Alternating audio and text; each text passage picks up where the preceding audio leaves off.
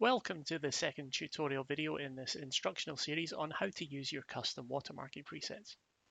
This covers the basics and we recommend that you watch all the way through to the end and also the following video which explains some more about using the presets in the proper way. As you can see here on the left hand side of the screen, I have my presets installed in all these folders starting with WM. If you haven't yet installed them, please check out the previous video.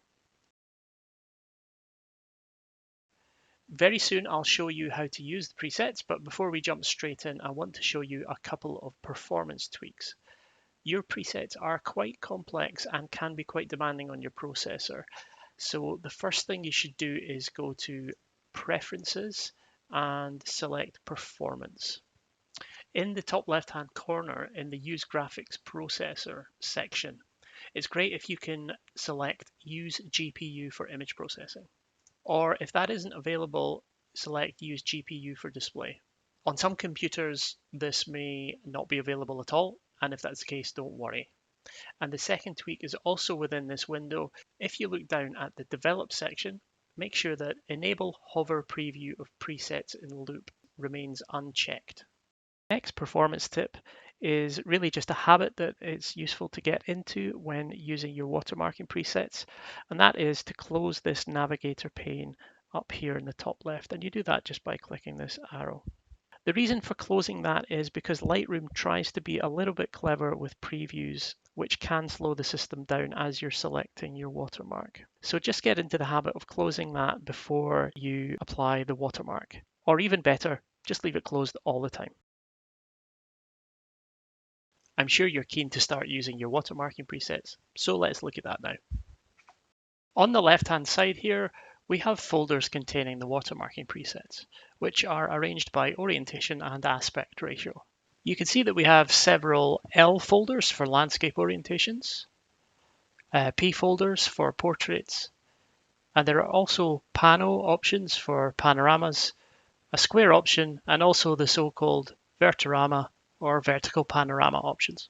If we open up one of these folders, you'll see several presets, each with a number and PC written at the end. Now, this number represents the size of the watermark as a percentage width of the image.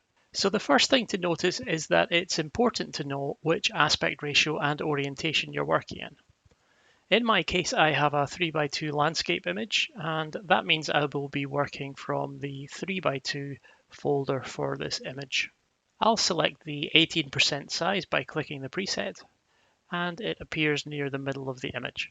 The logo has just been applied as a brush element, and if you're familiar with working with the brush tool, you'll know that when you hover over the brush, you get this little dot.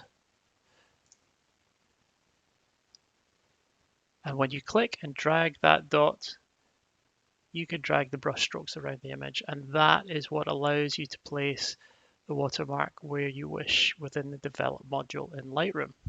Let's look at another image now. This time I have a 4x5 portrait image.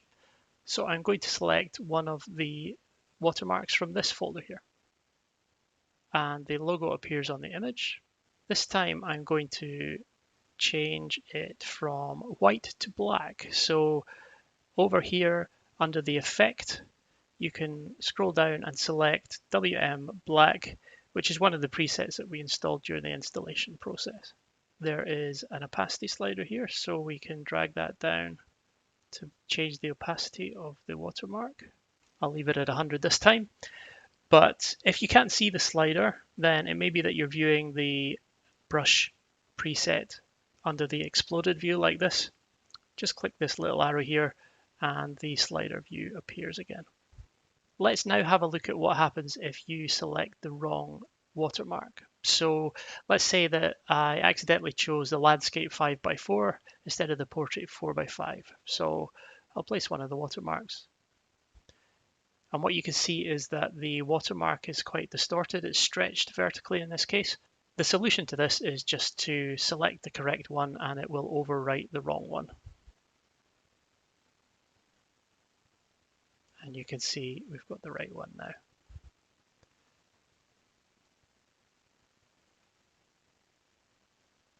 And let's look now at a square image. So I'll select one of the square ones.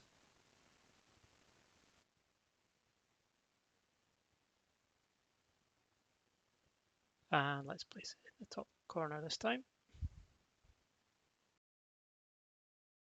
The last thing that I want to show you in this video is a small bug within Lightroom which sometimes happens. If you place your watermark and then you want to adjust the opacity of the watermark, sometimes you see that the opacity slider doesn't look like it should.